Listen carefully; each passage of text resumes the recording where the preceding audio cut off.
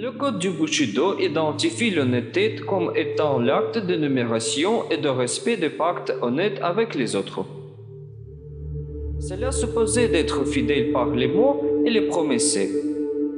D'une manière ou d'une autre, les relations humaines sont un pacte continu.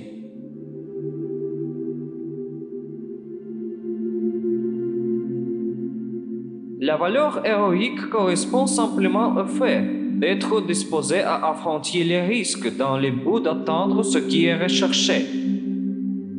Le code du Bushido affirmait que le guerrier ne doit pas se cacher derrière une carapace comme le font les tortues.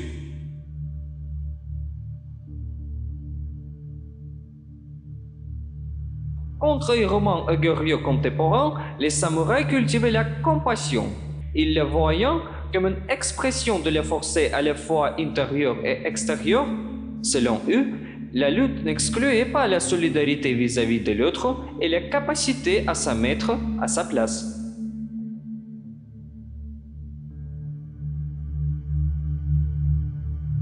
La courtoisie est très associée à la compassion. Elle revient à éviter toute expression de cruauté ou toute démonstration inutile de force. Pour l'authentique guerrier, ne pas faire preuve de courtoisie au cours de la bataille en revient à devenir un animal.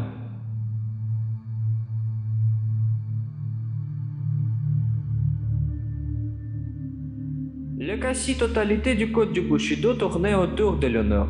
Pour les samouraïs et pour le Japon en général, c'est une valeur suprême. Être honorable, c'est agir avec droiture en suivant des principes éthiques et en accomplissant son devoir.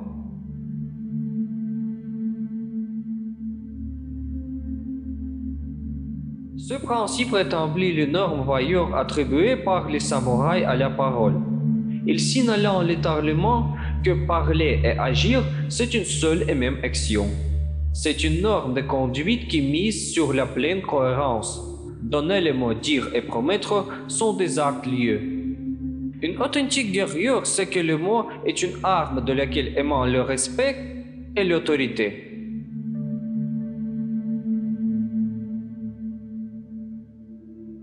Le devoir n'est pas quelque chose qui s'impose, mais quelque chose qui s'est choisi. Pour cette raison, chacun se doit de s'appliquer strictement à son accomplissement. Si tel n'est pas le cas, l'individu se déshonore personnellement et fait honnête à celui qui le dirige ou s'occupe de lui.